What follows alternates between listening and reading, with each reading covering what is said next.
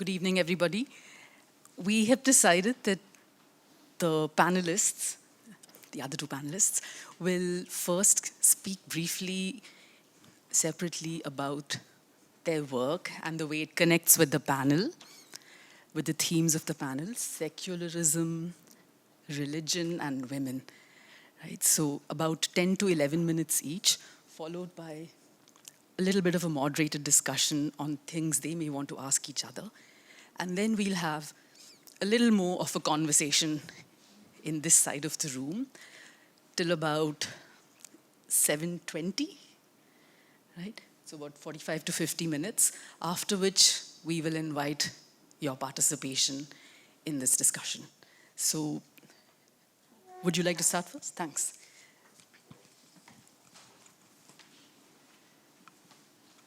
Good evening, and thank you for braving the rain and the famous Bangalore traffic, about which I can now boast. First-hand experience. Thank you so much to the National Law School and the Bangalore International Center for organizing this, and the National Law School for enabling my visit here. Since we have a shortage of time, I thought I'll save some time by just reading out this entire book, which should take us till midnight or so, maybe. No, I'm not going to do that. I'm going to, what we decided is that we would, Debangana and I would take, as Rinku said, about 10 minutes to just present our book and then open it up for whatever happens after that.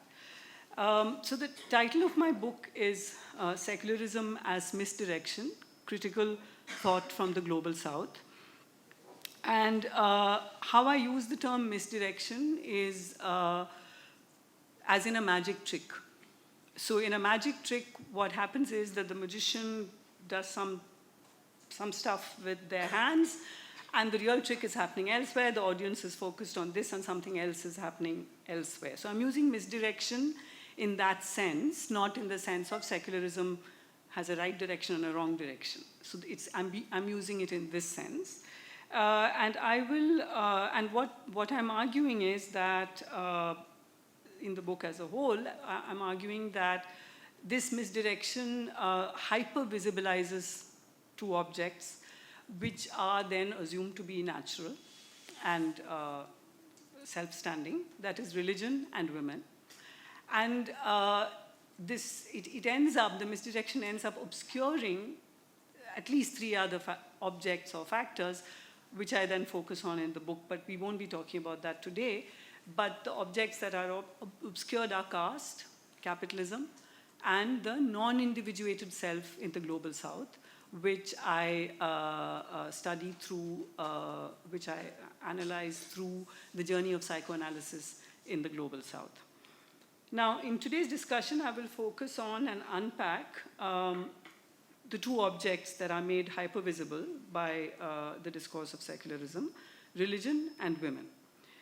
One key component of my argument is that state and religion are both elements of the political, and that they are not independent of each other, but that they co-constitute each other. I hope to explain this a little bit more as we go along.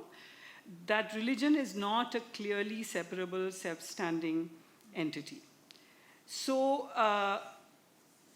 Talal Asad, for example, and I do draw on his work as well, but all these older debates on secularism, I sort of assume in this book. So I move on from there, but I do want to acknowledge some of the earlier ways in which secularism has been questioned.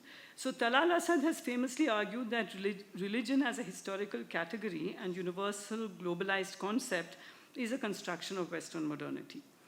And many other scholars have argued that the separation of the sacred and secular, they were not necessarily separate spheres in non-Western cultures generally, but nor were they fused together as in medieval Christendom. So as Humaira Iqtada puts it, the assumed lack of secularism in these non-Western societies is not a lack, but that they did not need to secularize in the way European societies did. So this is the kind of space from where I'm coming, and we can open up more in the discussion here and with you. So that's one key component of the argument, that religion and the state co-constitute each other. So when you think of secularism and you think, there are different kinds of ways in which you see the state relating to religion, but so you could say separation, you could say sarvadharma samabhav, but I'm arguing that they co-constitute each other. They're not separate from each other. Secondly, we see globally in the 20th and 21st centuries significant debates around what is called secularism, which is assumed to be the opposite of religion. And we find that these debates have generally circulated around the social roles of bodies marked women. So one of the famous essays that recognizes the way in which women's bodies are the site of this kind of political activity is Frantz Fanon's famous essay. It's a mid-20th century essay in which is called Algeria Unveiled. And what he argues there is that French imperialism produced the veiled Algerian woman as a justification for French colonialism in Algeria, this passive object produced by Arab patriarchy to be freed by French modernity and French secularism. But he then goes on in the essay to show or to argue that when the haik, which is the form of veiling that Algerian women followed, when the haik becomes a part of the struggle, that is, the haik is used to hide arms, it's used to, women are transporting arms and money for the revolutionaries. When the haik become part of resistance, then the discourse becomes that the haik is violent, it's part of terrorism.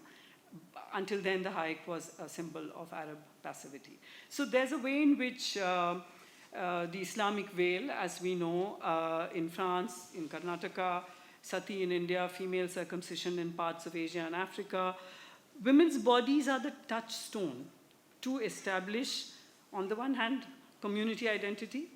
Almost always in these instances, community identity is defined in terms of religion. They become the touchstone to establish either community identity or the state's modernity or colonialism's modernity. So when you look at women's resistance, historically, to patriarchy and to colonialism and to various kinds of state repression, women's resistance always walks a kind of razor's edge. Because the resistance to patriarchy, internal patriarchy, may strengthen colonialism or majoritarianism. But resistance to the former, that is colonialism or majoritarianism, may push women towards greater patriarchal controls in their communities. Now, when you look at Hindu nationalist politics in India, I will actually read out some very small sections. I promise I will not read the whole book as I threatened. So when you look at Hindu nationalist politics in India, we see that it has the two kinds of strands or arguments which are produced at different times. So one is Hindu supremacism, Hindu Rashtra, minorities as marginal, minorities as having to follow rules. That's one that we're familiar with, the violence on Muslim bodies, the violence, the lynching, the destruction of Muslim livelihoods. I will not focus on that here. Let us say that that is obviously one strand, we know that. But the other kind of argument and the other kind of strategies / philosophical, if you can call it philosophical, but theoretical argument that Hindu nationalist politics has used is, especially when it was not in power, but even now, is to press for an understanding of uniformity as somehow justice. One nation, one X, right?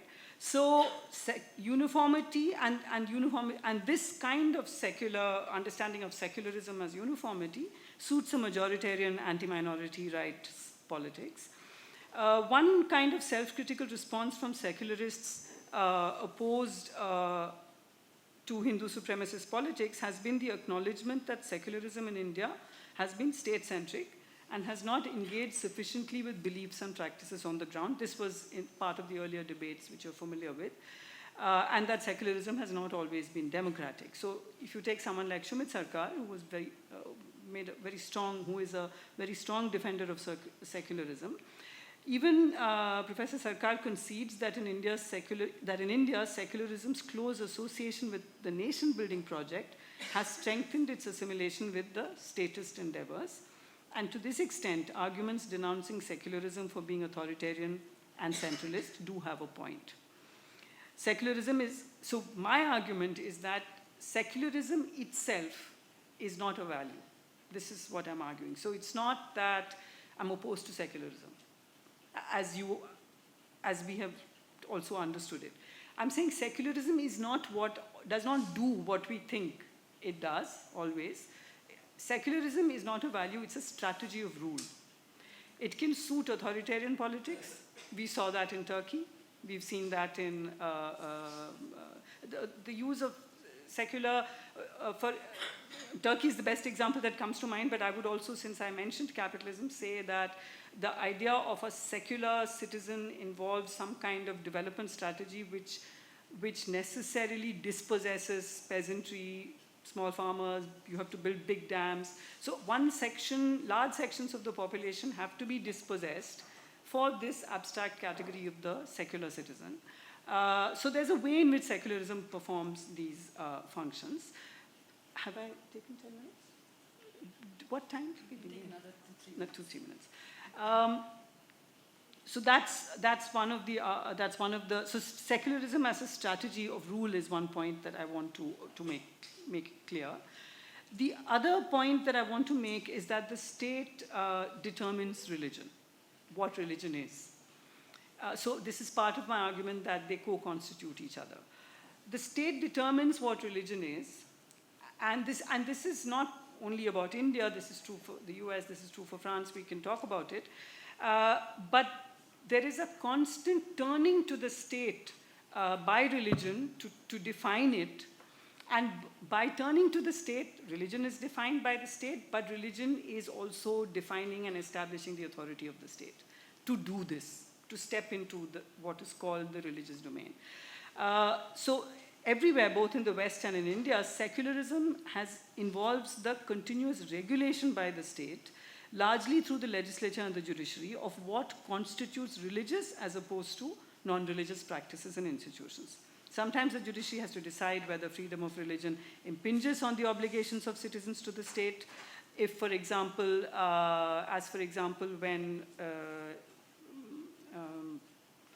the Jehovah's Witnesses will not stand up for the national anthem. That is a citizen's obligation to stand up for the national anthem. If they say they don't, the state will determine whether it's religious enough, whether that belief is religious enough to pass the religious freedom test. Or sometimes, so it's that, or at other times the state adjudicates between individual freedoms or individual access to state-mandated benefits. So what happens is that the very idea of what constitutes religion and belief is determined by the state, ostensibly as a neutral arbiter, but in fact always driven by the political forces that control the government or the judiciary.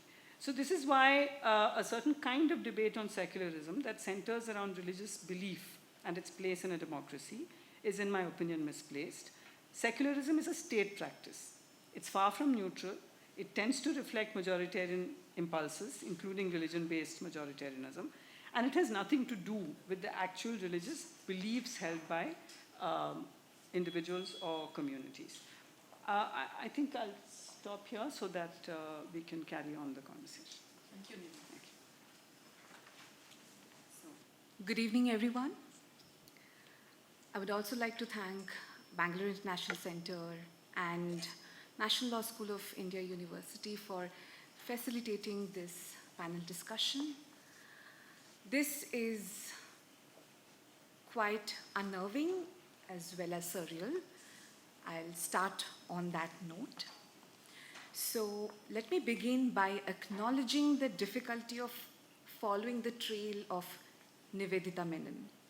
Indeed, literally, but also metaphorically. The path of knowledge creation is generationally driven through teaching and learning. Some ideas which brewed in a classroom in the form of sheer astonishment are now added to the domain of knowledge. It is a tribute to the values born and nurtured in public education institutions like JNU, at least the JNU I knew. I won't digress anymore. As we have gathered here to discuss the book, the very product of this process of knowledge creation.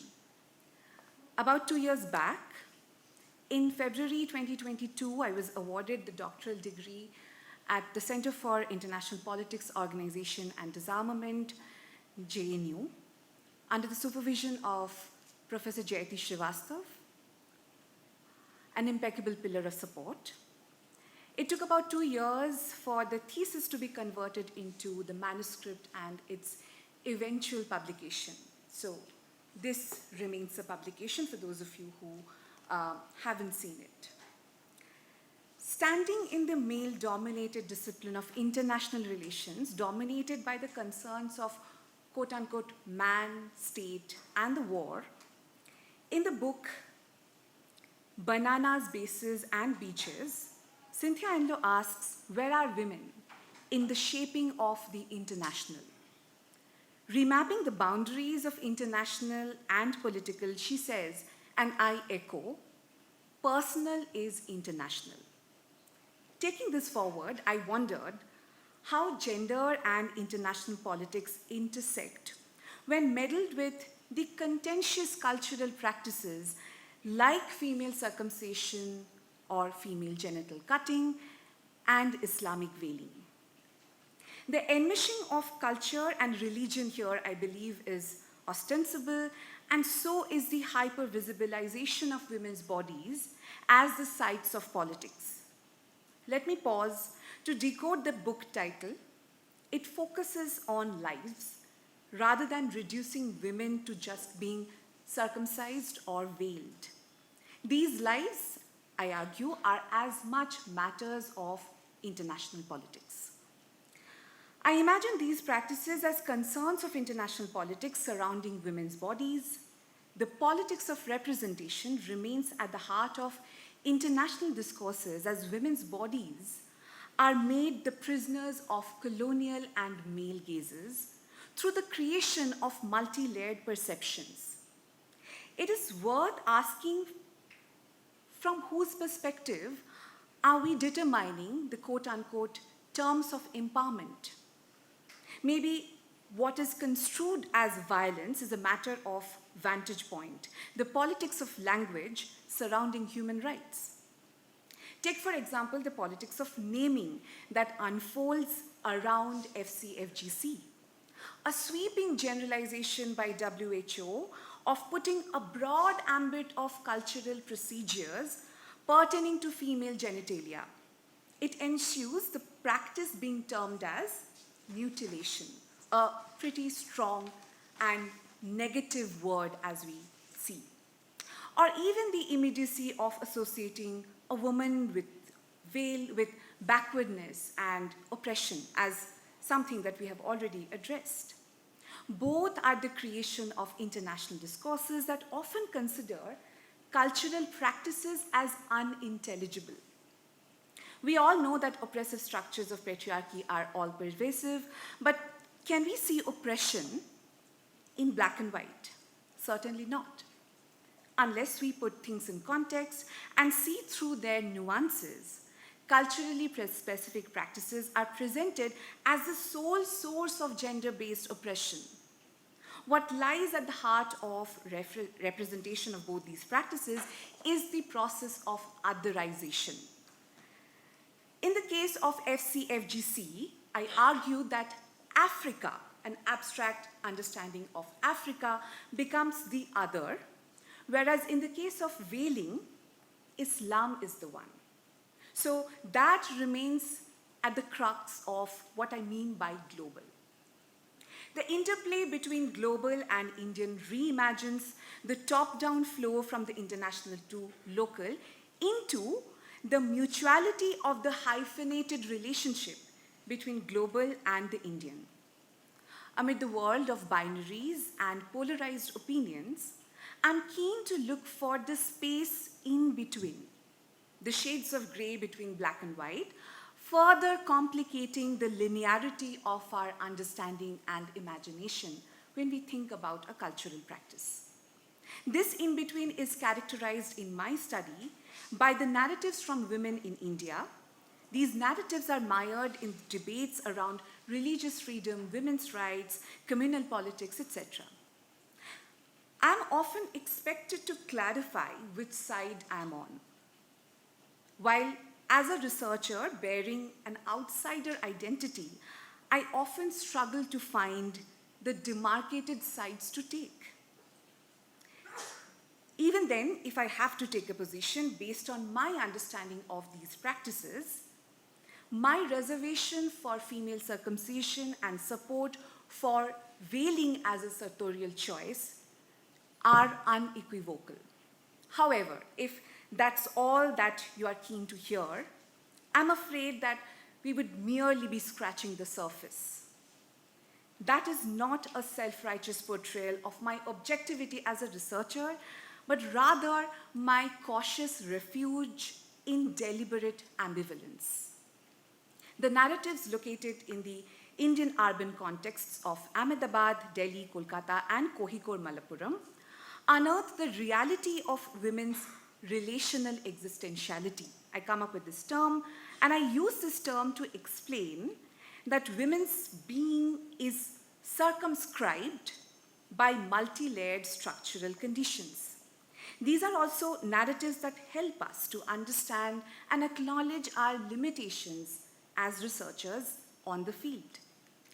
During a group discussion in Delhi, a respondent asked me quite casually that why am I doing these works? Why am I doing this interview? When I explained it to her that the purpose of this is for me to attain a doctoral degree, or in other words, to become, quote unquote, a doctor, she asked enthusiastically if I would set up a clinic in Delhi. My reply in negative disappointed her to the extent of telling me, "Aise doctory ka kya fayda?" A question profound enough to remind me about the futility of knowledge production without understanding the field in relation to daily lives and their struggles. Coming to the Indian interface of both these practices, there is a fear of small numbers, recalling Arjun Appadurai's work. The number of Muslims in India is substantial and hence is central to the creation of a threat perception. This is unlike the case with the Dawoodi Bohra community, which practices female circumcision in India, which is perceived, so this community is perceived as a point of political leverage due to its small numbers in terms of electoral gains and also in terms of the social capital that they have due to the kind of economic engagement that they have. For instance, the language of uniformity remains dominant in the public discourse surrounding Islamic veiling. We already discussed that. Whereas the question of female circumcision in India is likely to be read as religious freedom. At the court, the petition against female circumcision is put under the Sabarimala review petitions. Both of these exude ways of thinking about secularism, a concept I don't directly address in the book. Indeed, secularism as a thought experiment, packaged under what I call nationalized modernization, a version of nation-state-driven modernization, failed in many parts of the world. Kenya under the British rule, Iran under the Shah regime, Turkey under Ataturk, and later on, Egypt under Nasser, Soviet hujum policies including, and even the French laicite are prominent examples of mainstream secularism, usually imposing an external gaze, which is also unable to accommodate community-oriented religions with strong public presence. To borrow from Rajiv Bhargava, these are the amoral versions of the secular state as opposed to political secularism with a commitment to value-based features like liberty and equality. I'll finish by I'll just conclude very swiftly. By situating women in her relational existentiality, the framework that I propose, that is, positing women in relation to the family, religion and community, state and the international. So I now push this boundary towards the international. The book explores this global Indian interplay of discourses between these two practices. Indeed, my work may be put in conversation with other social science disciplines, which I'm very happy to do, yet I locate primarily in the discipline of international relations. I may be a little stubborn with that, because the aim is to push its disciplinary boundaries into thinking more carefully about the relations that constitute international. Cutting across disciplinary and national boundaries as women's lives become the unit of analysis, personal, escalated or understood through political, truly becomes international. Thank you. So we've been having a conversation since Professor Menon arrived as a guest at the NLS on some of these issues. We've been having a conversation on different days, and some of what we may speak about now may assume some of the things we said earlier, which is why we thought a statement of where the two authors stand with respect to the theme would help us all be in the conversation somewhat together. So I heard a few things in both your presentations that I think are bases to begin a discussion, but would you like to first ask each other something on the basis of what you heard each other say? Anything? We'd both rather not. Okay. So both authors, both panelists have written important books which are not about the same thing, but there are points of convergence. Both are interested in the dynamics around the playing out of respect for women, respect for women as believers, and the way in which processes or administrative gaze or the doctrine of secularism impedes the pursuit of some kind of balancing of women's freedom for religion, from religion, the tension between gender equality and religious liberty, internal to a democratic commitment in many ways as well, right? Not just internal to the commitments of liberals and secularists. So the convergence is with respect to what Professor Menon in her work, I think, calls the grid of secularism. As she pointed out, it's not an immediate dismissal of the conceptual space that secularism may occupy, although I suspect there is an inclination to feel more dissatisfaction with that space than to think that there may be some worth in retrieving it. So that's a little different from Dr. Chatterjee's approach to the issue, where also there's an interest in critically analyzing the representation of of women that either want to adopt or have practices of veiling, are practicing the wearing of a veil in various ways, and girls, literally, who are part of communities where female circumcision is administered upon them, right? So it's not just looking at those practices, but what's uniting these two pieces of scholarship is the interest in the projections, the images, the things that get illuminated, and all the other important issues that somehow get hidden, right? The non-visibilization of something at the cost of the hyper-visibilization of something else. So the first thing I'd begin our conversation with, by asking you to speak really and moderate rather than be an interlocutor, is this point about secularism as a doctrine, secularism as unrepresentative of any value, secularism as a strategy of rule on the part of a kind of a modern Weberian equality as homogeneity enforcing state, right? So some discussion of that could be helpful, I think. So I thought, so I'll just say a little bit more here, and by way of moderating still, I think.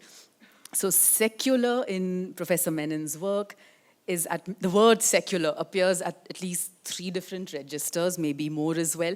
One is the typical understanding of Machiavelli as inaugurating a secular tradition of politics, the autonomy of the political from the religious, for example, right? So the secular understanding of human beings as measures of themselves, no longer reliant on hidden meanings that only a few can access, whether from the church or from some department of philosophy, right? So that understanding of humanism is sometimes understood also as the inauguration, at least in the modern West, of a secular period.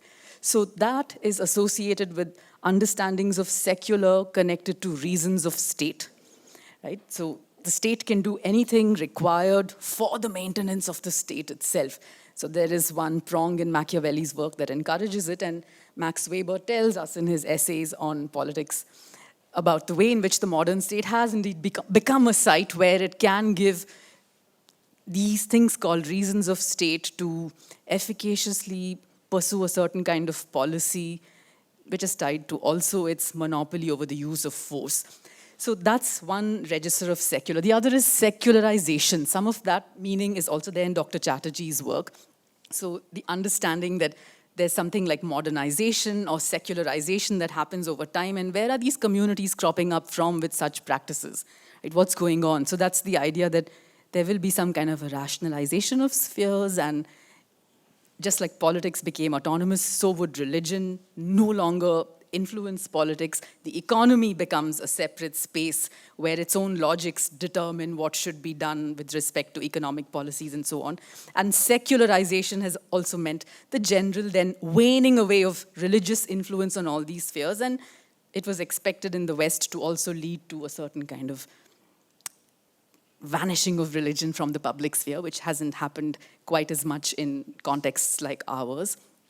And the third register of secularism, which is there in Professor Menon's work, and which Dr. Chatterjee alluded to in her remarks just now, is this understanding that secularism can come close to being a democratic state's response to diversity. Right? So Sarva Dharma Samabhava would have to be unraveled a little bit to let us see which values are there that make that kind of secularism in this third register somewhat valuable. And maybe Dr. Chatterjee can tell us a little bit about how the value orientation or the value-basedness or the doctrinal part of secularism as a certain kind of political institutional arrangement to ensure that all persons are treated as equal, that all persons enjoy a degree of liberty, and that there is some kind of peace overall. This is harking to Rajiv Bhargava again.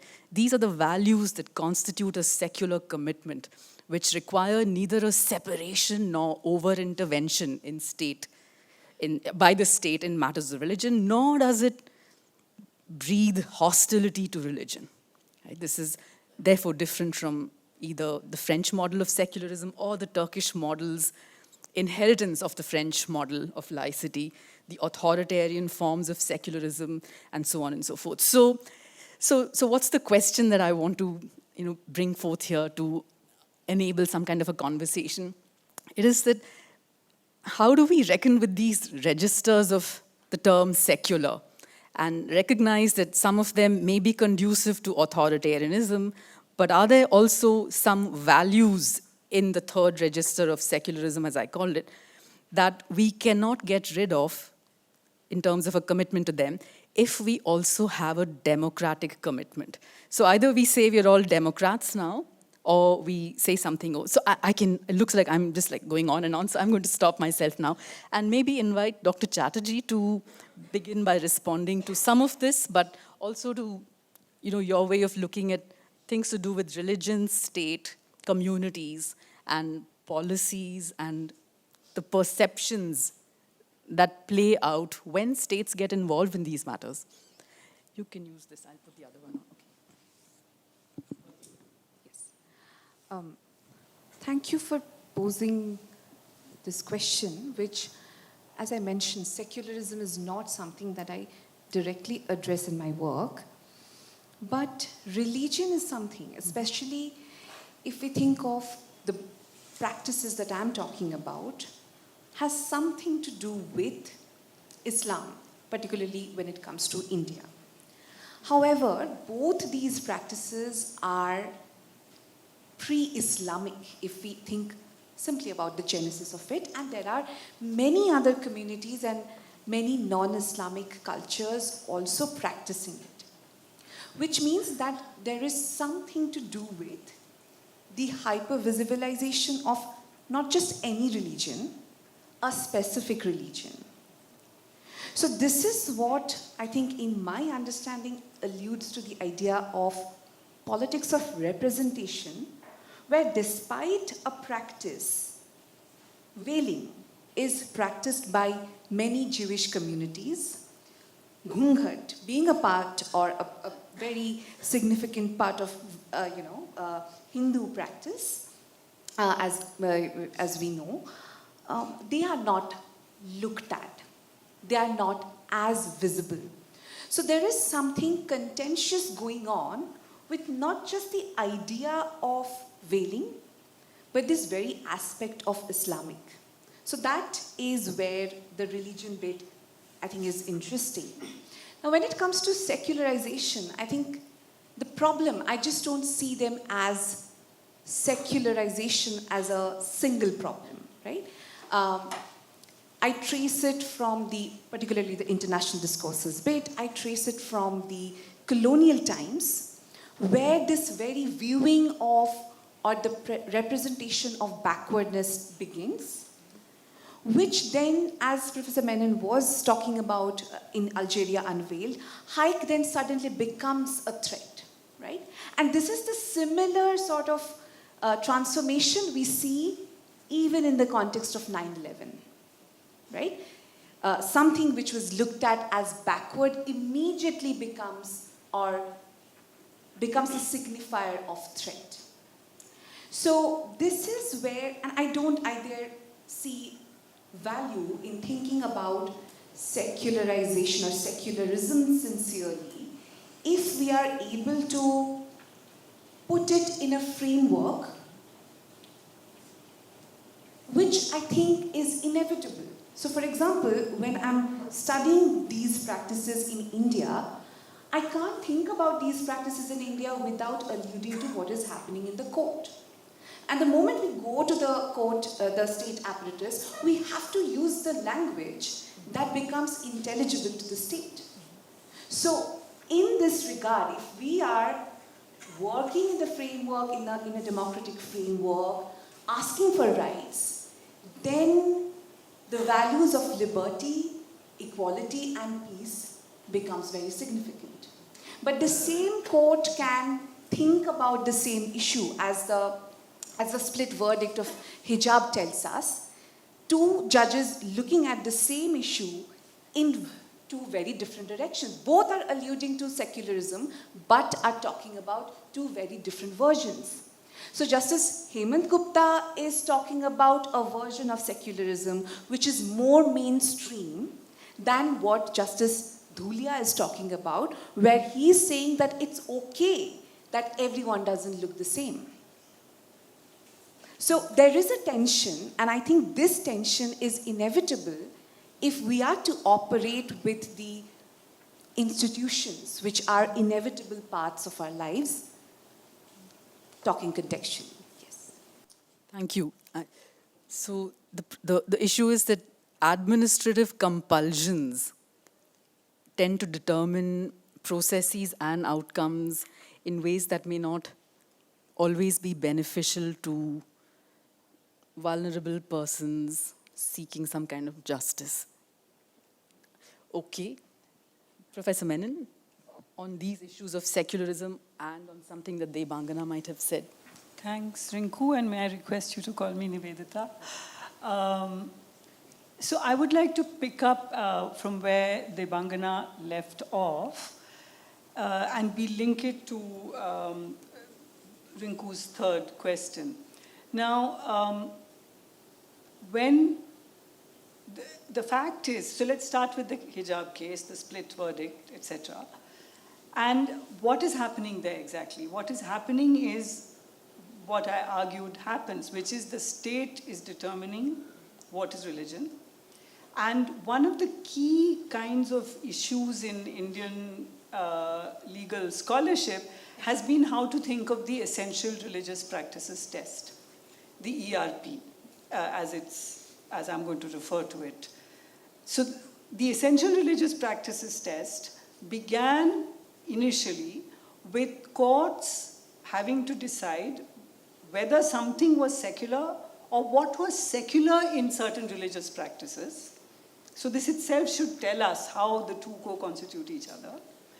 But gradually it has become the courts deciding whether a certain practice is essential to a religion.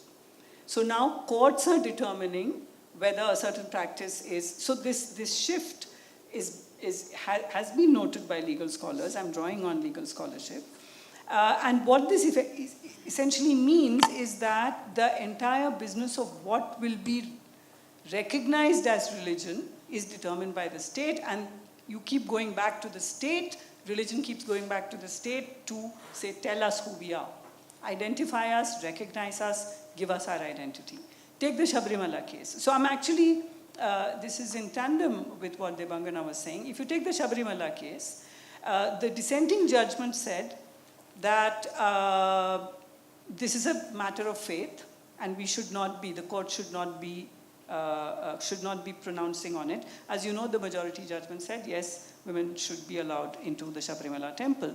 Now, what is interesting is, what was in court was not faith. What was being tested in court was an earlier Kerala High Court judgment. It was state versus state. The Kerala High Court judgment was challenged, and that was being discussed in the Supreme Court. The Kerala High Court judgment earlier had said, in response to a petition by a young man who saw a woman trekking up to Sabrimala, he was horrified by this in the 90s. He was horrified by this. Clearly, there is a practice of women going to Sabrimala. Going for many decades, this has been the practice. Women have gone to Sabrimala. At some point, the Brahminization of the shrine begins, and this informal prohibition of women going to Sabrimala starts happening. And the Kerala High Court said that this is completely unacceptable that women should be going to Sabrimala, directed the Kerala police to ensure, gave directives to the government to ensure that the police will stop women from going to Sabrimala. So if you look at the history of these kinds of cases in court, whether it's essential religious practices test, for example, the judgment, I'm not sure in which year, but in the first couple of decades of independence, which said that cow slaughter is not essential to Islam. And so it's not an essential religious practice, and so it need not be, the right to slaughter cows should not be upheld. And the question was never raised as to whether worship of cows is essential to Hinduism. This will never come up in court. So there is a way, so it's not just administrative exigencies, Rinku. I don't think you were saying it's only, but I wouldn't even focus on that. So so this is one point that I want to make here, because the conversation should flow. But so this point I'll stop here, which is that the state is determining what is religion and what is acceptable religion, and can a deeply held moral ethical principle be called religion? No. If I say it is my deeply held moral ethical principle X, which conflicts with Indian law, that's not covered by Article 25. Because there is an assumption of what is religion. There is a way in which religion is semi-defined, but it's actually being defined continuously by the state, in the USA too. So this is, but I do want to quickly address Rinku's, she said secularism can come close to a democratic states dealing with diversity. So this is an interesting panel discussion in that the three of us are not exactly on the same page at all. So I can see where Rinku's coming from when she says that you need secularism to do this, for a state to deal with diversity. And my understanding would be, and what I argue in the book, is that if secularism is a strategy of rule, it is a strategy of power. So the assumption of a benign state that is interested in somehow just engaging with diversity and creating democracy, that's not the way I see the state. So there may be a fundamental difference of opinion here. I don't see the state as a neutral institution interested in preserving harmony in society. I see the state as an institution of power. So what I would say really is that we should be thinking about the values that we imply when we say secularism. And for me, those values would be, and I'll just state the values and stop here, a kind of radical democracy. We can talk more about it, or I can just leave it there. Heterogeneity as a value. And the generation and a protection of heterogeneity as a value cannot be left to the state, because when the state sees you, the state has to see you as legible to itself. You cannot, that's the job of the state. It sees like the state, right? That's what Scott said. So I don't actually see heterogeneity as a value being promoted by the state. And so, yeah, I'll just stop. Okay, so thanks a lot, Nivedita, for those remarks and for those clarifications, and for recognizing that the three of us here have different methodological orientations to the study of politics. So I wondered if, it's already 7:20 and this was when we were supposed to open up, but maybe another 5-6 minutes. So I wondered if we could speak a little bit about the possibilities of radical democracy in some ways, connected to your thought on representational discourses, or something around that. So what I want to ask is, essential religious practices, was that a kind of term that resonated when you went to the field with your respondents? How did they see this practice, which was somehow imposed on them as one of their core practices? Because the moment, I see in your book, you say that the moment it comes up for questioning, then members within the community begin to see it very differently. They begin to have this insider-outsider dynamic, which then determines their stance. But what I'm trying to get at is, if I were to think of making policy even in ways that were internally democratic within a community, minus the state, this is Chatterjee's old suggestion, which seems to produce, I think, Partha Chatterjee's old suggestion, which I think produces a new state within the community, because he expects there to be a lot of democratic representativeness. But what would the community say is a better way of engaging some of these issues? Right? And I want to ask whether that comes close to something like radical democracy, which is not a state-led way of letting a political community address its own issues, right? Not state-centered way, but we'd have to think of some mechanisms, right? I also want to add that, if we give, this is an aside, so I'll keep it aside actually. So let me just ask you first, and then Nivi on how the community sees these things, if you have any insights from your fieldwork to theorize about this conundrum, which is, this is our practice, is it essential, what do we do with it now? So I think I would focus on the female circumcision part for the time, and also because that's more contentious, and we tend to see that more through the lens of black and white than the veiling bit, right?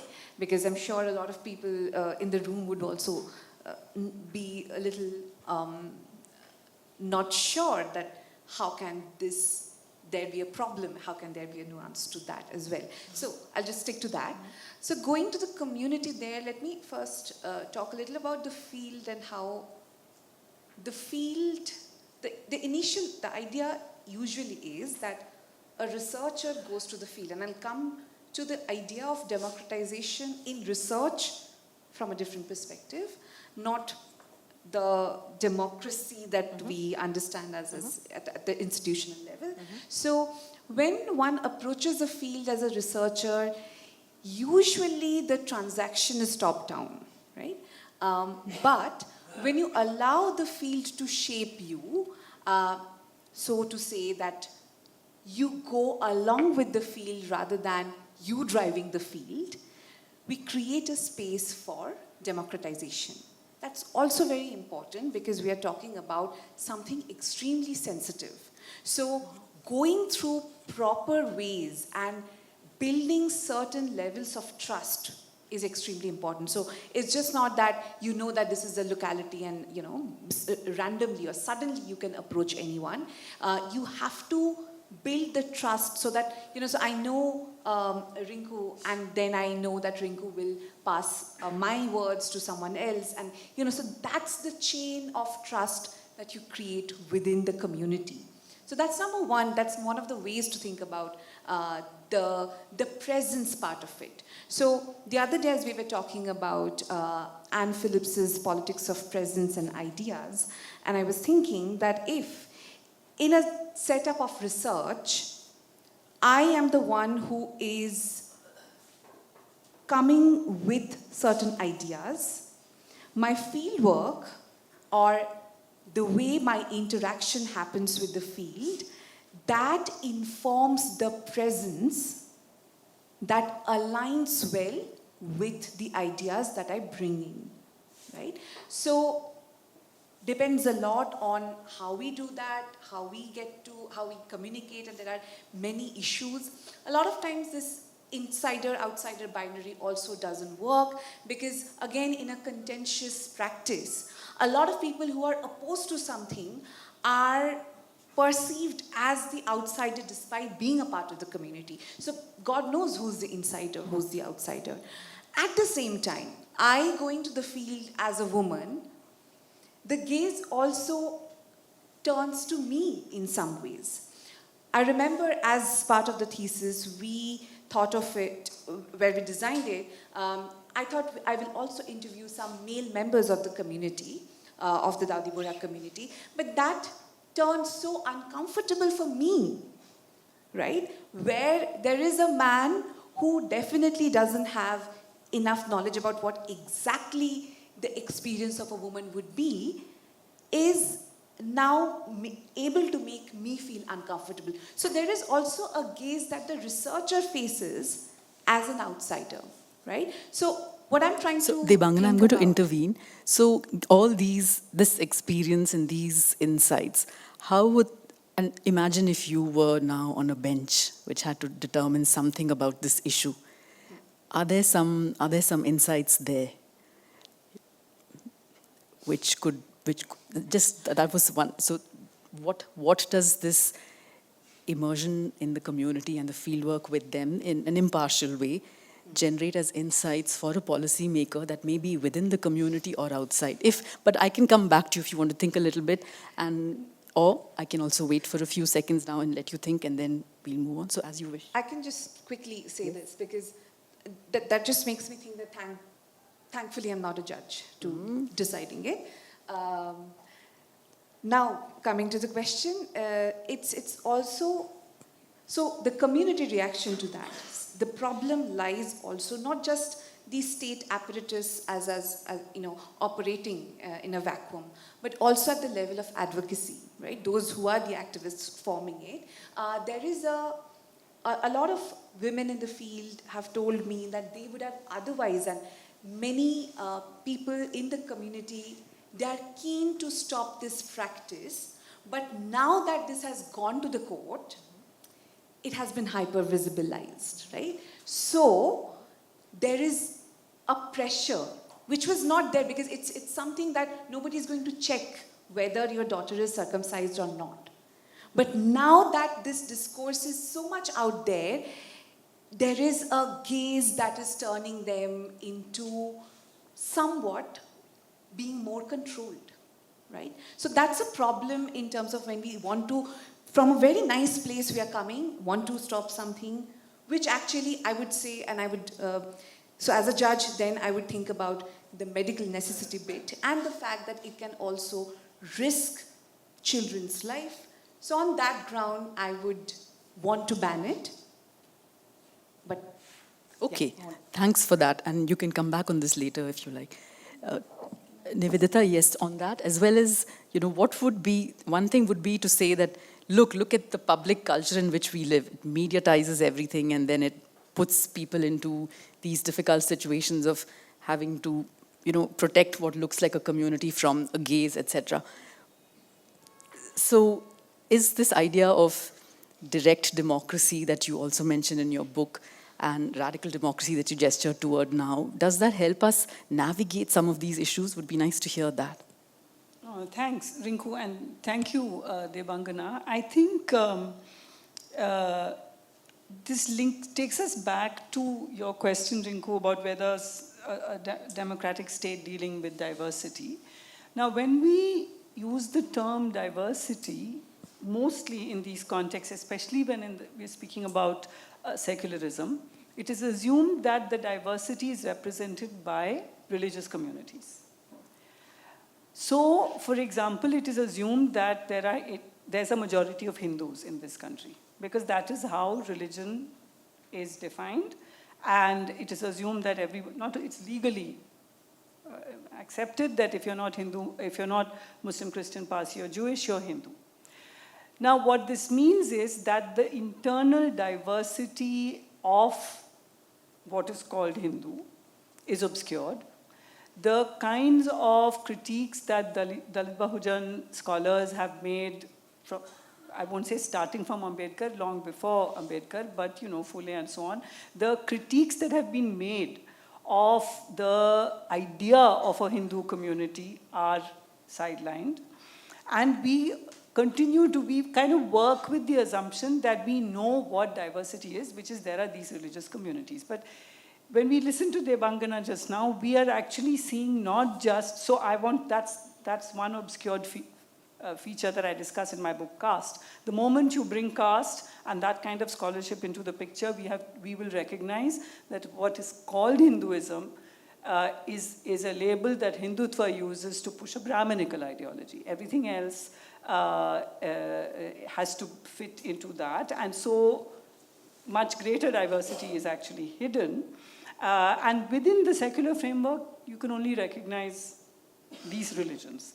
But supposing we open up, and when you look at the diversity of people within a community who have a different understanding of that religion. So Justice Dhulia's judgment in the hijab case was actually very interesting, as Debangana pointed out. Also because, apart from the reasons that she gave, it's also because he recognized that there are different ways in which a religion can be interpreted. So essential religious practice is the idea that this is religion, but Justice Dhulia recognized that, and we should all recognize, that there are multiple ways of being inside that religion, which means that, so there are women who are fighting the practice of circumcision, and making that practice visible to the law and asking the state to regulate. What does that do to something that could have probably passed by and may have become obsolete? We don't know. But the fact is that this diversity, it's diversity all the way through. And it means that, then we have to think of communities in terms of class. We have to think of the fact, for example, when the BJP lost Ayodhya, clearly it was not something called the Hindu identity which was at work. Other kinds of class-related issues determined the voting there. So if we take diversity seriously, then we would have to go far beyond religion. So Nivi, about the democracy part, and then we'll open up because we're at 7:32. Yeah. I'll just take a minute to come to that, or rather I'll take a minute to talk about that. What I think has been happening in the past few decades has been, not just I think, I'm drawing on a lot of, there's a kind of analysis which recognizes that the mass movements that have shaken the globe, Arab protests and what I used to call the Arab Spring until I attended a conference at which Arab scholars refused that poetic, pretty name for it, and they insisted that it be called Arab protests, or the Indignados, or the We Are the 99%, or the huge mass movements, or Go Back Gota in Sri Lanka, and India Against Corruption. All these huge movements have shown a distrust towards representative democracy. That is, they have shown a distrust towards political parties that have hijacked the agenda in the last 2 decades. And yes, you can see those movements as failures at one level because they did not make that radical change.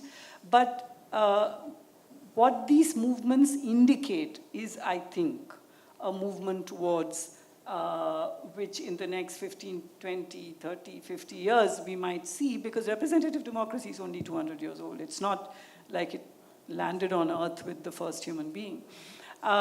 So there are other forms of democracy that are emerging, which would then be more localized. And of course, there are the kinds of problems of communities, patriarchy, caste. But those will all be then up for discussion. So when I think of direct democracy, that's the kind of thing I think that All we're right. heading towards. Thanks. Debangana, any quick word on anything, or can we open it up? Remembered one book in the context of how dealing with the practice would matter. Anthony Appiah's work where he discusses about the British approach or the British intervention with circumcision, female circumcision in Kenya, how that became a mode of resistance so circumcision, we will do that because we are resisting the British rule, as opposed to the I wouldn't say that's organic, but relatively smooth way that Chinese food binding, which was eliminated around the same time. So Appiah draws a very interesting parallel that what happens to when something is very strongly imposed, when there is a state which has an idea, is putting something top down, versus when something more organically happens, more democratically happens. I mean, that may not be institutional, but the process being more democratic. Yeah. Thank you. That's helpful too. To open it up now, so I will recognize questioners from here. I see one person here. You can start, and then yourself. Anybody else that wants to get into the discussion? Okay, so I see 3 others there. Yeah, good evening. I'm Senthil here. We most of the time look at practices outside of India. So I'm going to intervene immediately. Yes. Keep it really quick Yeah. and brief and So- sharp. Get to the question, because So, we've already taken more we time look at than I thought practices we would. outside of India, but seldom do we look at practices inside India. So first question is, how do we achieve secularism when secularists themselves are patriarchal in nature? What in nature? Patriarchal in nature.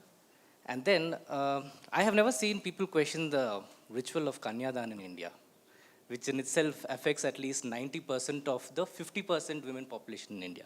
We talk about other minor aspects outside of India, but the state does not recognize Kanyadan.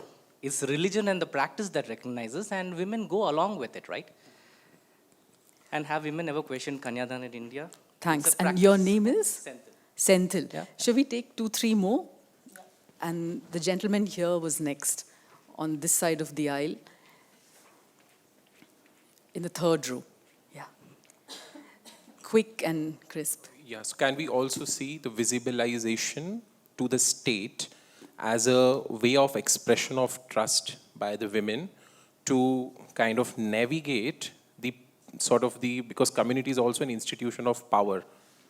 So having experienced that state could do justice to some communities, say example for Dalits. So these groups of women are looking at state with trust, wanting to navigate the power within their communities. Okay. Thank you. Yes, the person right on your left. Yeah.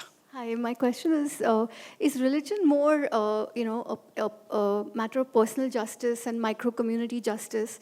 And when justice is not be able to delivered within that setup, let's say very authoritarian church or Islam or whatever, then does democracy and the secular state represent, the larger societal justices or points of absolute justice, even if I may?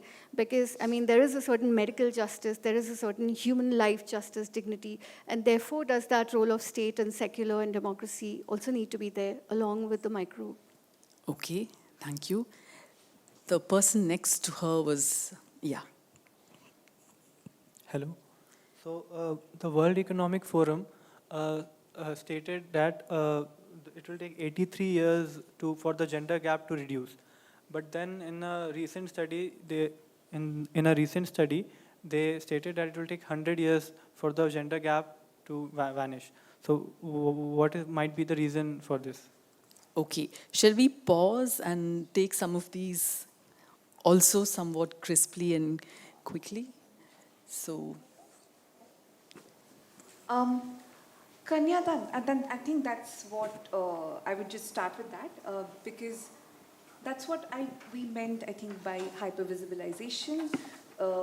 You bring to the fore certain issues which are contentious, and that's what also would mean that certain things are more politicized. So certain things, Kanyadan, in many cases would seem absolutely normal. So you can also ask me that why is it that vermilion doesn't have the same impact as hijab, right? It may be a very contentious question. So there is no end to thinking about what is not visible. The answer is it is not visible because visibilizing certain things is a deliberate attempt, right? That's number one. State could do justice. I don't want to answer in a very broad way, but I want to talk about how the women, I think it's interesting to note that how these women, that the petition went to the court, particularly when it comes to banning female circumcision. So it didn't come organically from the activists as well, right? There is a lawyer, well-intended lawyer, whom I also had a chance to interact with. She thought that this is something, there is a Hindustan Times article just before that. She thought that, oh, this is something that should stop. And she works in the domain of child rights. So intending that this is an infringement of rights in so many ways, she filed the petition and was eventually accepted. And then after that, once it is out there, the activists also had to bandwagon with her because ultimately those who are fighting against it, they wanted it to stop. But how do you want that? In one brushstroke, or you would want it to happen gradually through community-oriented conversations, right? So nobody actually who are actively working in that would say that state could do justice is the first thing that we think about. Nobody did that. It happened rather in this very abrupt manner. Religion, I think that's also the same question. Gender gap, I'm really new in the field, and the struggle is long, so I don't know when there can be a mitigation of that gap, because yes, there are some gaps closing, but also with certain times and certain interesting things happening, like AI, certain gaps are also increasing. How? That's a matter of different question or different deliberation, but this struggle, I think, is not just so easy to say that, okay, we are not now okay, all good. we will. Nivedita? Thank you. So one kind of response to the Kanyadan question Debangana has given you, that Kanyadan is not the issue, the hijab is the issue. But your question was also, have women objected, or have secularists or women objected to Kanyadan, or feminists? Yes. Simple answer, yes. And Kanyadan is not a common practice across all so-called Hindu communities either. It's a very Brahminical practice. It's not there among many communities, including my own. So the very fact that you assume that Kanyadan is a common practice, and you assume that has anybody challenged it, it shows that perhaps you need to listen a little bit more to the kinds of voices that are in fact making this an issue, even on social media. I've noticed this even on social media, that Kanyadan is being objected to. The next two questions about the visibilization of the state as a measure of trust and whether turning away from a personal kind of to an outside, is that what is happening when people turn to the state? That is certainly the hope. And you mentioned caste, and certainly that was Dr. Ambedkar's hope, that the state would be that space which would challenge the cesspools of casteism. However, what we see is that that is not the role the state plays. That was the hope. And it is a hope when a woman steps out of the religious domain and goes to court. That is the hope that a woman or anybody steps out and goes to court. That is the hope that there is an outside. So what this is a search for an outside. And a search for an outside to whatever that particular community is doing. So yes, you're right that that is the hope. But I think what certainly in some ways, Debangana, but I don't want to ventriloquize her. Certainly what I'm suggesting is that that kind of trust is misplaced, to put it very briefly.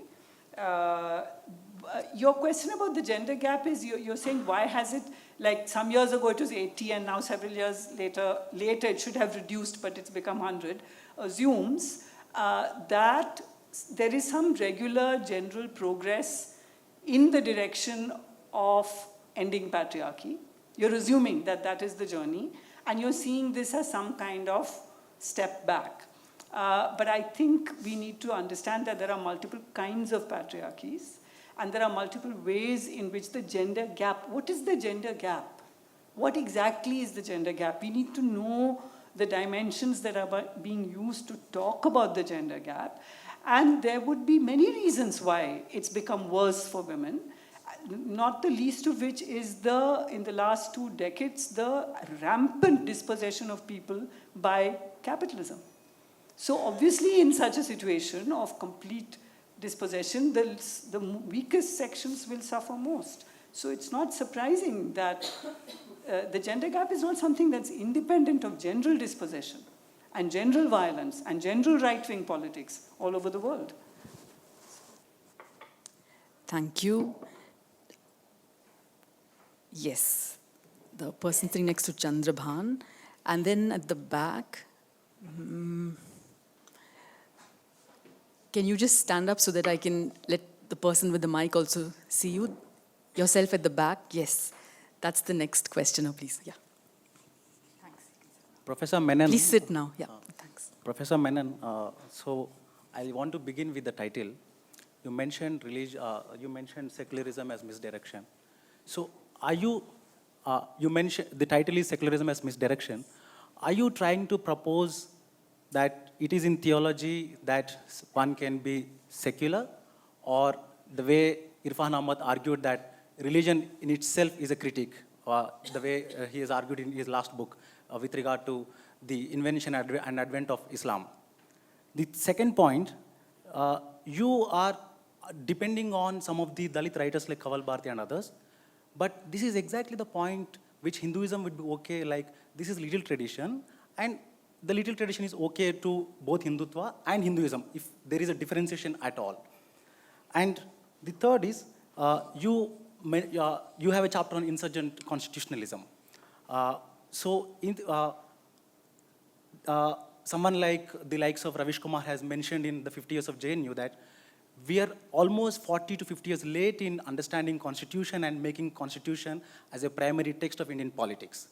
Why is it that we are so late?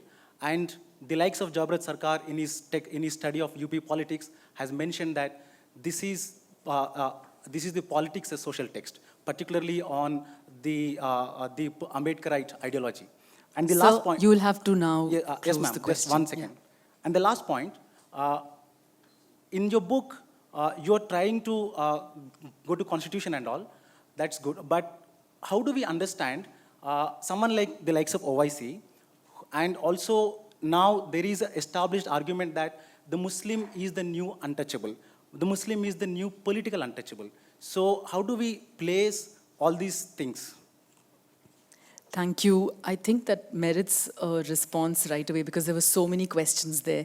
Nivi, would you like to say something briefly and maybe continue some of this conversation? Because let's also just see what the mood of the room is by getting a few more questions.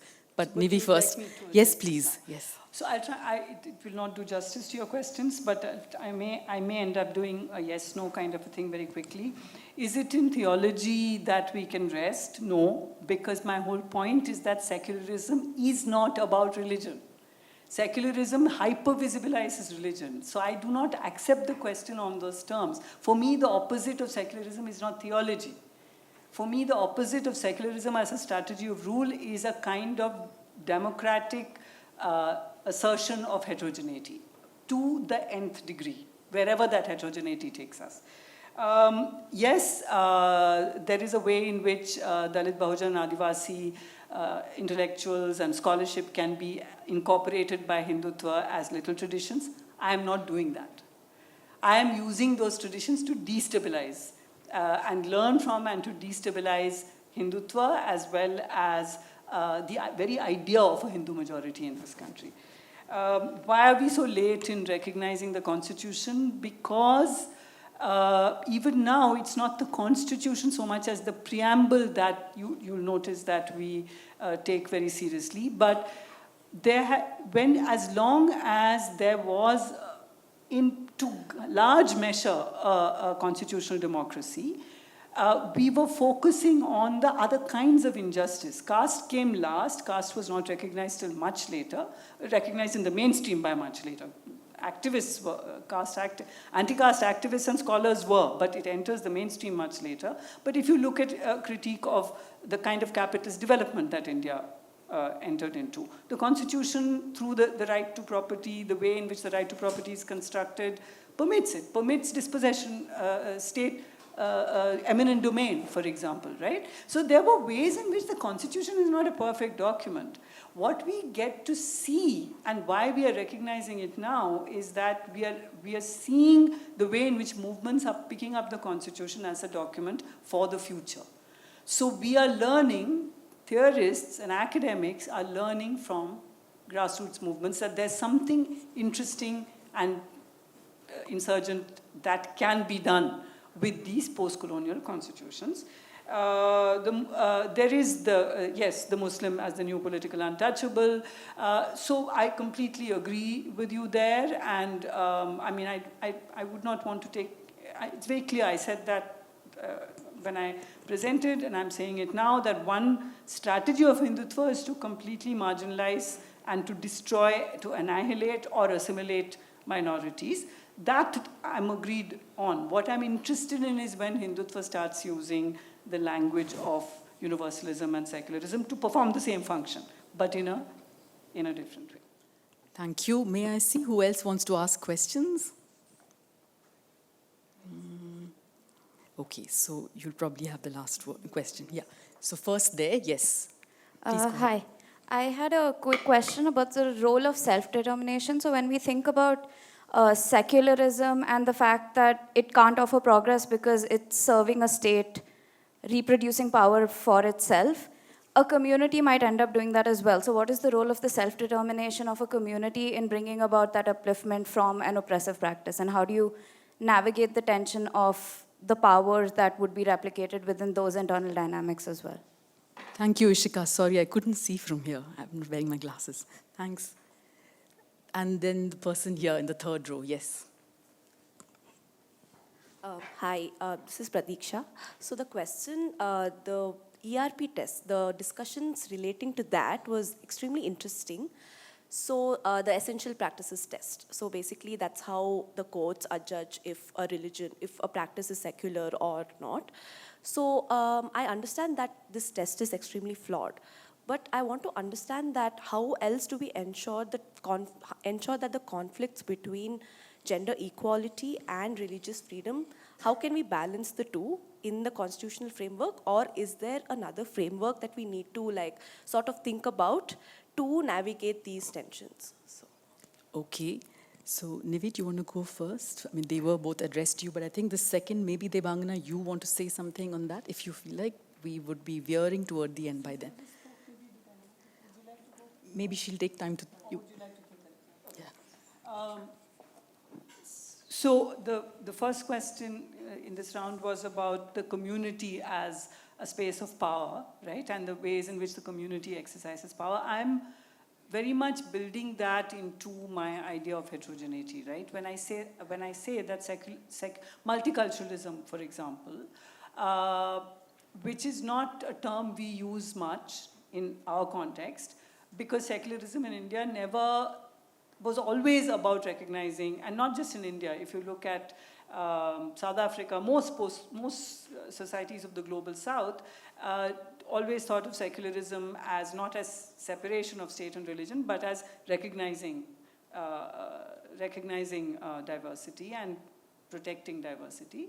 But what I'm saying is that this still assumes A, religious communities, and B, it was only religious communities, as if no other communities matter. What about a community of farmers dispossessed by the dam, by a big dam? Is that a community? No, not a community in this understanding, right?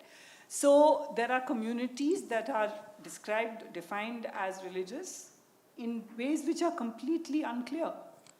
As I said, you can't say, I deeply believe in this, in X, Y, Z, and it doesn't fit into But any Nivi, of I think the these. question is about collectivities. Any kind of collectivity, what mechanism for self-determination might we assume that can bypass the fallibilities of the state as usual?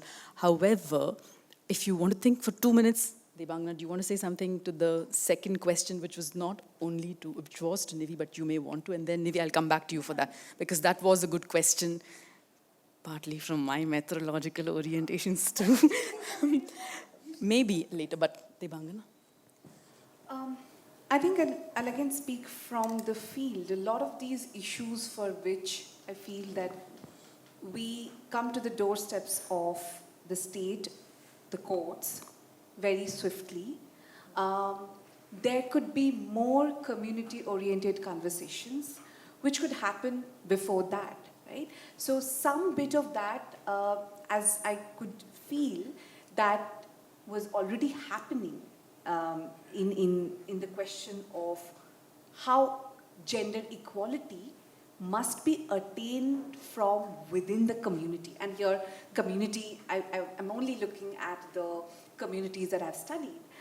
So that's the way. There is, I think it is community orientation. And I think one of the things that the problem of mainstream secularism is also that it's inept to deal with community-oriented issues and religions, where you need not just talk about individuals as atoms, but as interconnected people, right? So there is a lot of transaction that goes, and it's much complicated than just to pronounce that either way. There is not necessarily a vivid contradiction. There can be more engagement, is what I would say. Thank you. I was trying to imagine what direct democracy could look like without imitating neoliberalism's fantasy of letting us all become centers, and I don't think you meant that at all. So I think there is a notion of collectivity that would be there even in the kind of direct democracy you're imagining, and I was hoping to hear a bit more about those kinds of solidarities, collectivities, which would play some role in shaping the way we engage with one another for social cooperation outside of state-centered understandings of political community. So I was hoping that we'd hear a little bit more, like what is that direct democracy? I don't think you mean plebiscite in some crude sense, right? So, but what can it look like? Imagine, speculatively. Okay, I don't even have, thank you, Rinku, and I'm glad, you're right, that was the point of that question. Let me give you an example of very close to direct democracy that universities practiced when they tried to implement, and they did implement very effectively, the Vishakha guidelines. Yes, so the guidelines came from the court, which gave a certain legitimacy to the exercise, but and which made it somewhat mandatory. So this is also the kind of thing direct democracy has to fight against, is the fact that a certain mandatoriness makes something more possible. So that's not necessarily a healthy feature of a democracy. But let's say there are these guidelines. If you look at most of the universities I know which established different forms of GS Cash, did so by at least 6 to 8 months of groups of people meeting, convening, teachers, non-teachers, students, non-teaching faculty. What is sexual harassment? How should we define it? What are the ways in which we can, what should the committee? Should there be elected members? That has its own advantages and disadvantages. Should they be nominated? There should be a proportion that is nominated.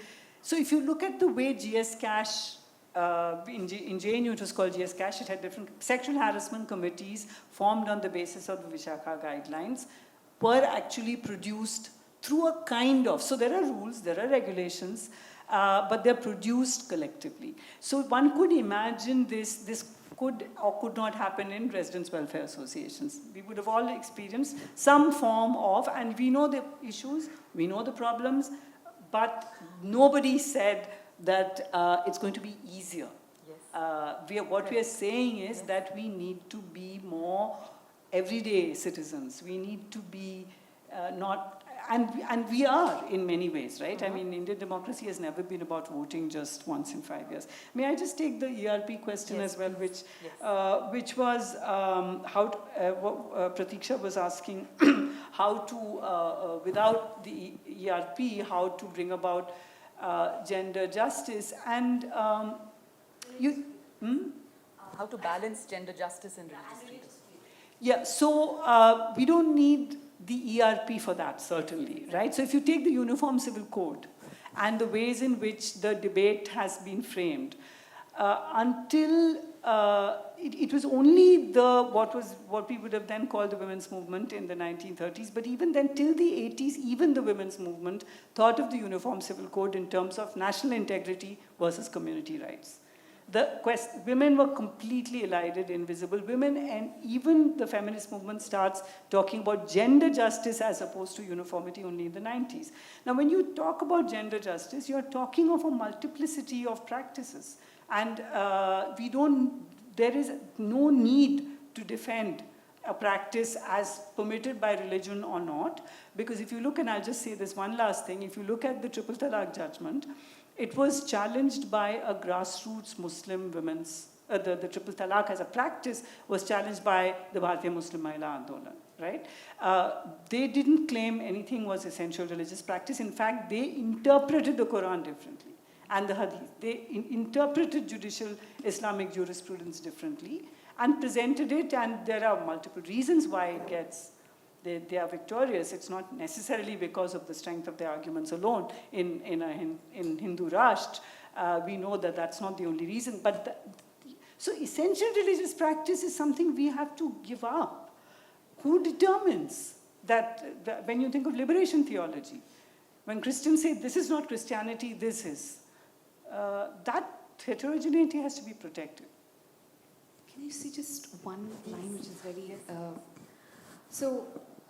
with regard to this, that the Triple Talaq case, so one of the persons whom I had the opportunity to talk to from the Andolan, she just complained almost by saying that the Bharatiya Muslim Mahila Andolan had fought and done so much, the arguments, etc.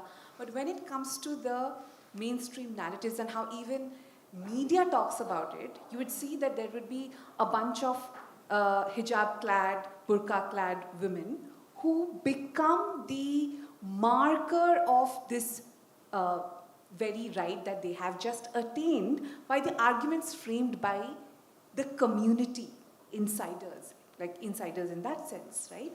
So this is also one way of thinking about the politics of representation and hypervisibilization. So we'll bring this to a close, and I think there might be something that all three of us may tend to agree on, which is that any resolution of any issues with respect to women, religion, secularism, we'll have to let actual women act it out. we are speaking for ourselves, we're speaking for others, but I think we also think that it's going to be addressed by people directly too, right? Either through institutions that exist or through new creative forms that we would have to construct if we're interested in inclusion and the celebration and maintenance of heterogeneity. Thank you very much for your presence here. We thank the BIC for co-hosting this event with us. Many thanks to Debangana for bringing us together, for making such an event happen, and thanks to the National Law School and the Vice Chancellor and the Dean Research for having facilitated this as well. Thank you all.